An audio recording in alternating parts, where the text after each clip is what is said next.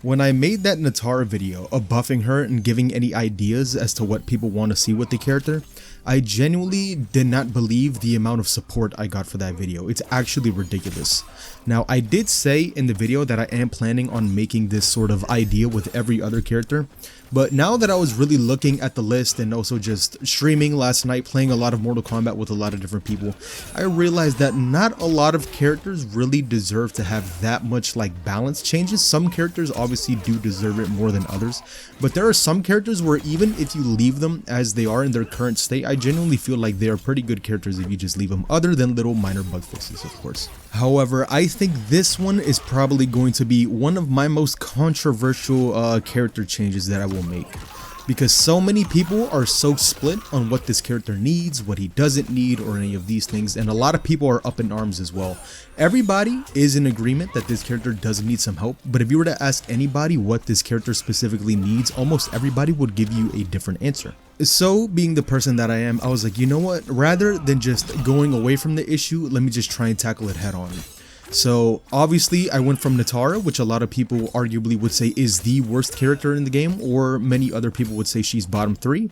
But to say she's pretty much higher than that, a lot of people will pretty much disagree with you. So, and obviously Nitara is my main, so I felt like I was more qualified to talk about her compared to any other character, obviously. However, Sub-Zero is probably one of the most talked about characters when it comes to changes, and I think some of the changes that I proposed, obviously, like I said on my Nitara video, my mentality when it comes to buffing and nerfing characters isn't necessarily to like kill them or make them broken in any sense of the word, but more so just actually make them more viable. If you were to ask a lot of people, Sub-Zero is a bottom 5/ bottom 10 character. And my whole purpose with making this sort of video when I'm doing these, like, you know, of these fake patches, I guess you could say, these fake fixes, my whole idea is to make these characters jump up maybe like, so say if Sub-Zero is a B tier character, make him jump up to A tier. That's just an example. Like I said, a lot of people are split. They can say he's bottom 5, bottom 10, whatever. All I'm gonna say is these changes are just my opinion. Everybody is feel free to just say whichever the opinion they want. You could say my ideas are absolutely terrible, and there's some people that would just say these are the best ideas you've ever created. So yeah, don't take anything I say in these videos to heart. This is just me with my experience playing the character with the few amount of time that I have. So yeah, let's just get on to it. So the very big change that you are seeing right now on screen is Sub-Zero's 1-2 as well as his 2-1 string. The gap has been completely removed. So obviously, as you see right here, I have Johnny because he has one of the fastest reversals in the game. Even though he did get nerfed, the reversal is a little bit slower, but it is still very fast, being 10 frames. There is a gap between the middle of 1-2, and there's also a gap in the middle of 2-1. I had completely removed that just because if you complete the full string of 1-2-2, as well as doing the entire string of 2-1-2, there is a gap near the very end, and the last hits of those two strings are ending in overhead. So you can do like a pseudo mix-up, I guess you could say, of doing 1-2 slide or 2-1 slide. Obviously, it is very unsafe, super gimmicky, and unless you have a character like Chameleon Cameo and you have the fan lift to keep yourself safe, that's really the only way you can do something like this on block and get something for it.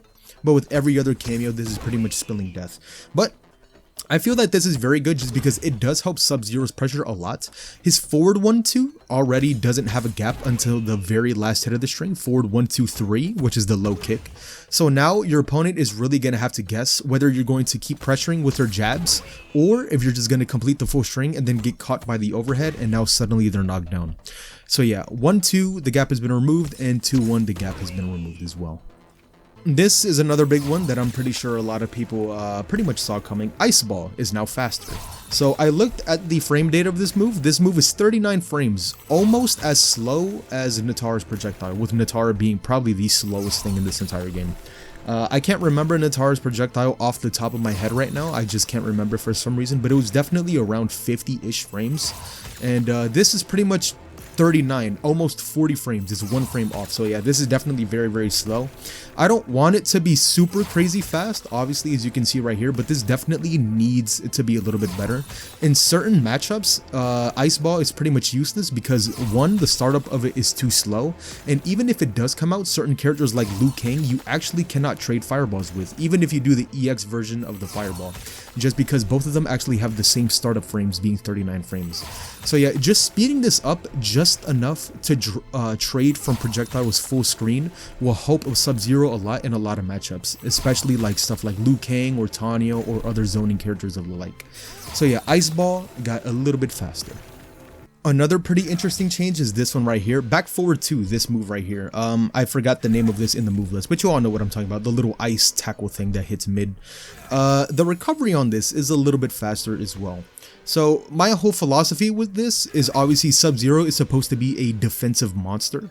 This character doesn't really thrive off of being 50-50 machines. Like, think of it like Smoke. Smoke, you get hit with the back 2, you get hit with a forward 3-2, they do the smoke cancels and all that stuff. That's not Sub-Zero. Sub-Zero is meant to sit back, do the deadly vapors, throw the back forward 2, maybe throw an ice clone in between during the mix as well, during pokes, just to get you to bait and do all these things, right? So he's supposed to be a defensive like character.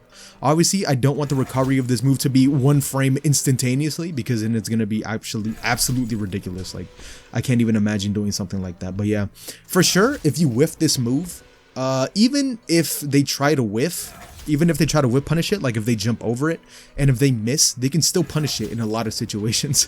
So yeah, just making the recovery on this move just a little bit better would be a very good change in my opinion. Nothing too crazy, but yeah, just giving him those extra few frames that he needs to recover on block would definitely be a big help for him. So yeah, back forward 2 recovery has been sped up. This one isn't really, I have no idea how to show this one off, but obviously I'm sure we are all aware that Sub-Zero's damage output is not the greatest. Because of down forward 4, my bad, I had to think of the move really quick. Deadly Vapors is pretty much what I'm referring to.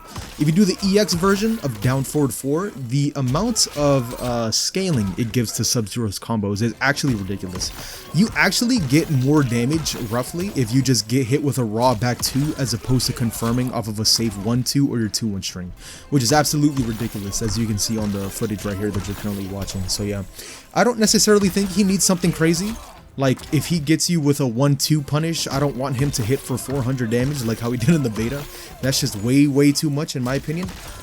But definitely only hitting for about 300 isn't really too helpful as well, in my honest opinion. I think if you give him maybe like at least a 30 to 40 damage buff in terms of damage just to help the scaling out would help a lot. So you see this combo right here, I think it did like around 300 or 310. I think making this combo now do around 340 to 350 will actually be a really big change. Because even though this may not seem like a very big difference, all the other additional things of making back forward 2 recover faster, of making the Ice Ball go faster as well, having less frames for startup, this actually gives him more options to play from different distances at the screen, sorry. So his ability to open you up from pretty much all different sides of the screen are pretty much better now because of this.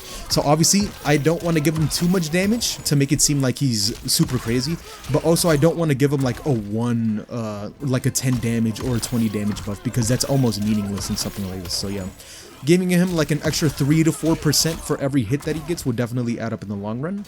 And that's pretty much it, yeah. And then, just like the Nitara video at the very end, I'm going to add a just for fun buff. So if you do air clone, right? You see the air clone right here? If you do air clone, if you spend 1 bar of meter, you can actually do your dive kick, or you can choose to do the enhanced version of the dive kick, which is very interesting in my opinion. Obviously, I had no idea how to show this off. I tried this really hard with my editing, so if it looks a little bit wonky, then I tried my best. Let me just say that much. But I think this will be a pretty interesting change if I'm being honest with you. Giving him an extra little move in his toolkit, especially because this move isn't really used as much. Ice Clone in general, whenever I go up against Sub-Zeros, they don't really use it too often. So I feel like giving him a little extra ability off of this would be very, very helpful for his toolkit. And also for the fact that he does get an extra mobility option as well is very good. Because now it makes anti-airing this character much more scary than what it previously was before. So you either risk getting the anti-air and obviously getting a full combo, or you get hit with the ice clone, or now even scarier, he can get his own pressure and hit the dive kick very low to the ground and even get his turn back. So yeah, I think this is a pretty interesting change. Obviously this is something that I just made up myself. He doesn't really need anything like this. If you were to ask anybody, they're probably going to be like, what the hell, why did you even think of this? But I'm just doing this just for the tradition of keeping a fun little change at the very end. But yeah, this is pretty much all I have right now. Obviously, making these sorts of videos are hard just because I do try to give myself some playtime with the character and then sort of see of where the issues with these characters lie. So obviously every character in this game has a weakness, but I feel like lower tier characters in this game more so, their weakness is more easily exploited compared to their strengths that they have, which makes them a good character. For example, like Nitara, her damage isn't really an issue with her, so if you saw my Nitara video, I didn't touch damage nor mention it even once, because that's not the main issue with her. It's more so of the issue of being safe and the ability to open people up, and also just her being slow. So that's pretty much what I tackled. And similarly to the Sub-Zero video, I understood that Sub-Zero as a character was meant to be played very defensive because of the ice clone and the way the back forward 2 works and all that stuff. So I just made his defensive options a little bit better just by making them have, you know, not to be as crazy on block, and also even helping his offense as well with certain moves like 1-2, removing the gap, and also 2-1, removing the gap on that one as well, and even the mobility option with the ice clone that you saw for the very end. But yeah, I don't want to drag this on too much. I've already talked enough as I already have. But yeah, hopefully you all enjoyed today's video. Please leave a like and subscribe if you want to see more. I would really appreciate it, and I will see you all in the next one. Take care.